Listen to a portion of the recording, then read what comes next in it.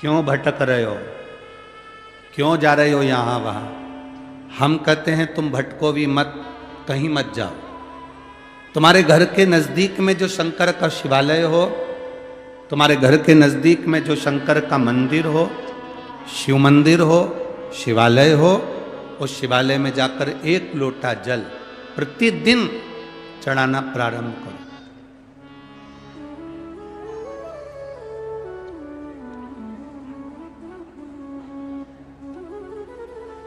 जो प्रतिदिन भगवान शंकर के मंदिर में एक लोटा जल समर्पित करता है, उसका हाथ महादेव पकड़ लेता है, फिर ऐसे ही नहीं छोड़ता, उसको मंजिल तक पहुंचाकर छोड़ता है।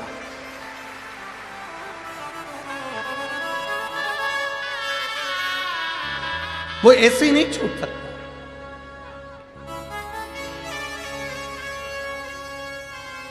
आपने अगर उस पर भरोसा करा है, हाँ थोड़ा कष्ट हो सकता है, थोड़ी तकलीफें आ सकती है, थोड़ा दुख आ सकता है। जिंदगी में थोड़े थोड़े तकलीफें हर मनुष्य के जीवन में आती है।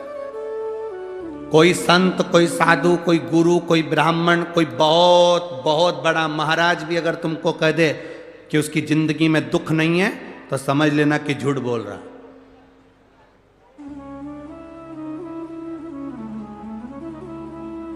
मेरे राम जी महाराज भी इस पृथ्वी पर जन्मे तो उनकी जिंदगी में भी दुख आया।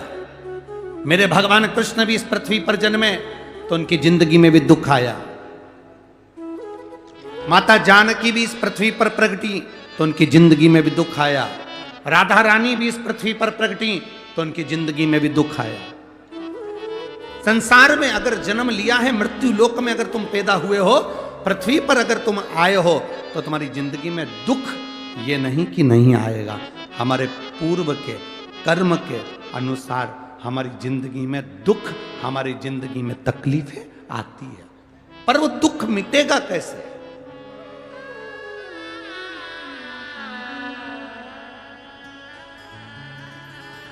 राम जी का दुख कैसे मिटा था?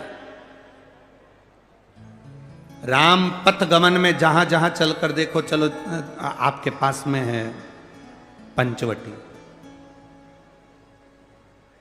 आपके पास में नासिक लगा हुआ है, पंचवटी लगी हुई। ये कथा 19 तारीख को पूर्ण हो जाएगी। 21 तारीख को नासिक में माता गोदावरी के तट पर पंचवटी में 5 दिवसीय कार्तिक महीने में कथा लोगों को श्रवण करने के लिए भक्तों को मिल जाएगी। आपके नजदीक में लगी है पंचवटी, चलो जाओ। जितने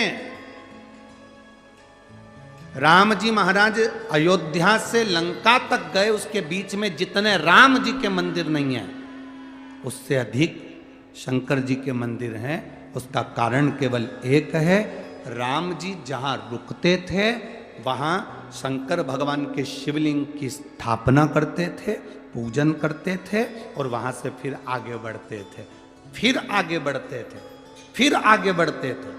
बिना शंकर की आराधना के, बिना शंकर भगवान को एक लोटा जल चढ़ाए बिना मेरे राम जी महाराज आगे बढ़ते ही नहीं थे। भगवान कृष्ण के जीवन का चरित्र उठाकर देखो। मेरे ठाकुर जी का नियम था, एक लोटा जल चढ़ाए बिना कृष्ण आगे बढ़ते नहीं थे। श्री दशरथ जी महाराज के जीवन चरित्र को उठाकर देखिए। सूर्य नारायण भगवान को जल और शंकर भगवान को जल चढ़ाए बिना दशरथ जी महाराज आगे बढ़ते नहीं थे। श्री जनक जी महाराज के चरित्र को उठाकर देखिए। एक लोटा जल चढ़ाए बिना जनक जी महाराज अपनी सभा में नहीं जाते थे।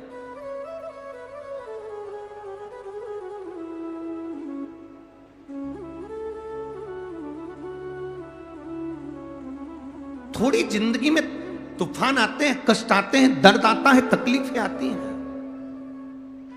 पर तूफान आता है तो पता चलता है ना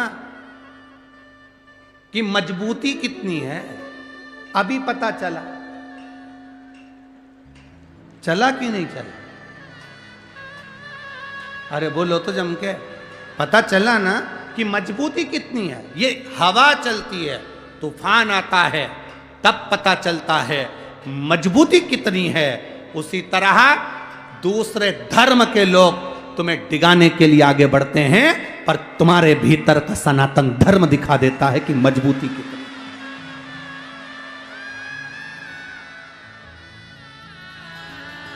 छत्रपति शिवाजी महाराज,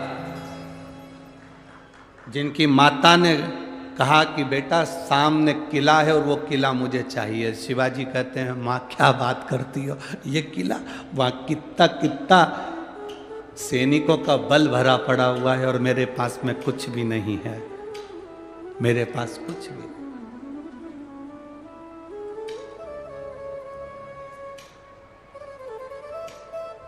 जीजाबाई के शब्द जब श्रवण किए, छत्रपति शिवाजी महाराज को छत्रपति का संबोधन स्वयं उनकी माता ने दिया है, स्वयं उनकी माता ने।